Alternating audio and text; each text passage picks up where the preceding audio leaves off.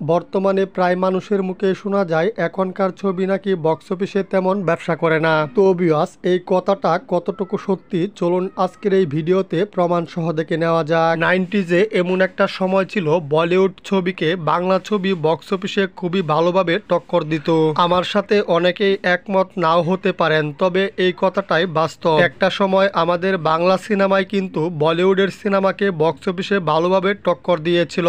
90 দশকে বলিউডে box office ছিল, এজন্য তাদের বক্স অফিস ফলাফল প্রকাশ পেয়েছে, কিন্তু বাংলাদেশের 90s-এ বক্স অফিস ছিল না।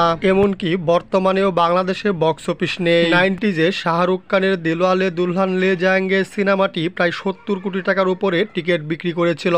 অন্যদিকে সালমান খানের হাম আপকে হ্যায় কন এই সিনেমাটিও 90s-এ বক্স অফিস থেকে সর্বমোট টিকিট বিক্রি করেছিল 120 কোটি টাকার উপরে। শুধু তাই নয়, শাহরুখ খানের দিলওয়ালে দুলহান লে যায়েঙ্গে সিনেমাটি 90s-এ টিকিট বিক্রি করেছিল 5 কোটির উপরে। অন্যদিকে সালমান খানের হাম আপকে হ্যায় কন এই সিনেমাটির 90s-এ টিকিট বিক্রি করেছিল 6.5 কোটির উপরে। আরটা কথা না বললেই নয়, আমাদের বাংলাদেশের জনপ্রিয় ছবি বেদের মেয়ে জোসনা এই সিনেমাটি কিন্তু 90s-এ বক্স অফিস থেকে সর্বমোট টিকিট বিক্রি করেছিল 60 কোটি টাকার উপরে, এবং বেদের মেয়ে জোসনা সিনেমাটির টিকিট বিক্রি হয়েছিল প্রায় 7 কোটি। তাহলে বুঝতেই পারছেন একটা সময় আমাদের বাংলাদেশে প্রায় বলিউডের সমান দর্শক ছিল। আরটা চাঞ্চল্যকর তথ্য হচ্ছে বলিউডের 90s-এ হাম আপকে হ্যায় কন, দিলওয়ালা দুলহান লে যায়েঙ্গে ও গাদার সিনেমাটি 90s-এ 100 কোটি টাকার উপরে ব্যবসা করেছিল, আর 90s-এ বাংলাদেশের বক্স অফিসের রেকর্ড ব্রেকিং কালেকশন করেছিল। সিনেমাগুলো হচ্ছে মেগাস্টার মান্না অভিনীত প্রেম দেওয়ানা এই সিনেমাটি 1993 সালে প্রায় 43 কোটি টাকার উপরে টিকিট বিক্রি করেছিল। নাইম শাবনাজ জুটির চাঁদনি সিনেমাটিও 90 দশকে প্রায় 40 কোটি টাকার উপরে টিকিট বিক্রি করেছিল। স্টাইলিং স্টার সালমান শাহর স্বপ্নের ঠিকানা এই সিনেমাটি 1995 সালে প্রায় 55 কোটি টাকার উপরে টিকিট বিক্রি করেছিল। স্টাইলিং স্টার সালমান শাহর সত্যের মৃত্যু নেই এই সিনেমাটি 1996 সালে প্রায় 38 কোটি টাকার উপরে টিকিট বিক্রি করেছিল।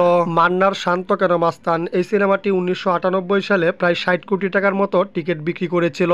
মেগাস্টার মান্না অভিনীত 1999 সালের ছবি আম্মা জান এই সিনেমাটি 1999 সালে মুক্তির পর মাত্র 6 মাসে 80 কোটি টাকার উপরে টিকিট বিক্রি করেছিল। মেগাস্টার মান্নার খবর আছে এই সিনেমাটি 1999 সালে প্রায় 75 কোটি টাকার উপরে টিকিট বিক্রি করেছিল।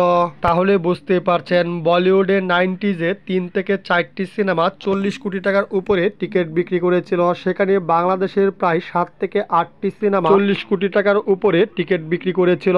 2000 সাল থেকে 2010 সাল পর্যন্ত বলিউডের থেকে বাংলা সিনেমা একটু পিছিয়ে যায়। 2000 সাল থেকে 2010 সাল পর্যন্ত ঢালিউডের প্রায় 32 থেকে 33টি সিনেমা 25 কোটি টাকা থেকে 60 কোটি টাকা পর্যন্ত টিকিট বিক্রি করেছে। অন্যদিকে 2000 সাল থেকে 2010 সাল পর্যন্ত বলিউডের প্রায় 70 থেকে 75টি সিনেমা 25 কোটি থেকে 200 কোটি টাকা পর্যন্ত টিকিট বিক্রি করে। 2008 সালে নায়ক মান্নার মৃত্যুর পর বলিউডের থেকে বাংলা সিনেমা আরো অনেকটাই পিছিয়ে যায়। তার প্রমাণ হলো 2011 সাল থেকে 2024 সাল পর্যন্ত ঢালিউডের মাত্র 7 থেকে 8টি সিনেমা 25 কোটি টাকা থেকে 63 কোটি টাকার টিকিট বিক্রি করে। অন্যদিকে বলিউডে 2011 সাল থেকে 2024 সাল পর্যন্ত 500-এরও বেশি সিনেমা 25 কোটি টাকা থেকে 2100 কোটি টাকার পর্যন্ত টিকিট বিক্রি করে। তাহলে বুঝতেই পারছেন নায়ক মান্নার মৃত্যুর পর বলিউডের সাথে ঢালিউড 100 ভাগের 1 ভাগও টক্কর নিতে পারেনি। শাকিব খানও কিন্তু একটি সাক্ষাৎকারে বলেছেন ওনার ক্যারিয়ারে 3 বছরে 40টি সিনেমা মুক্তি পেয়েছিল, এই 40টি সিনেমার মধ্যে 36টি সিনেমায় ছিল ফ্লপ, কিন্তু বর্তমানে শাকিব খানের সিনেমা বক্স অফিসে খুবই ভালো ব্যবসা করে। তারপরেও এই সিনেমাগুলোকে বিভিন্ন পত্রিকাতে ফ্লপ ভার্ডিক্ট দেওয়া হয়। তার একমাত্র কারণ হলো বাংলাদেশে বক্স অফিস না থাকা। বর্তমানে শাকিব খানের সিনেমার বাজেট যদি 1.5 কোটি টাকা থাকে, সেই সিনেমাটা যদি 14 থেকে 15 কোটি টাকার টিকিট বিক্রি করে, তাহলেও সেই সিনেমাটাকে ফ্লপ ভার্ডিক্ট দেওয়া হয়।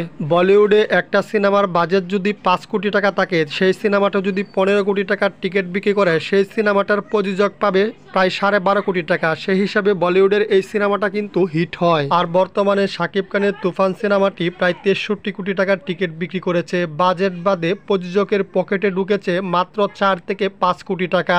আশা করি বুঝতে পেরেছেন বাংলাদেশের প্রযোজকরা কেন খুব তাড়াতাড়ি পথে বসে যায়। বর্তমানে কলকাতার থেকেও বাংলাদেশের ছবির বাজার অনেক ভালো, তারপরেও কিছু লোক এ ধরনের কথা বলে যে বাংলাদেশের সিনেমা নাকি ব্যবসা করে না, কিন্তু আসল সত্য হলো বাংলাদেশে বক্স অফিস না থাকার কারণে বাংলাদেশের সিনেমাগুলো ফ্লপ হয়।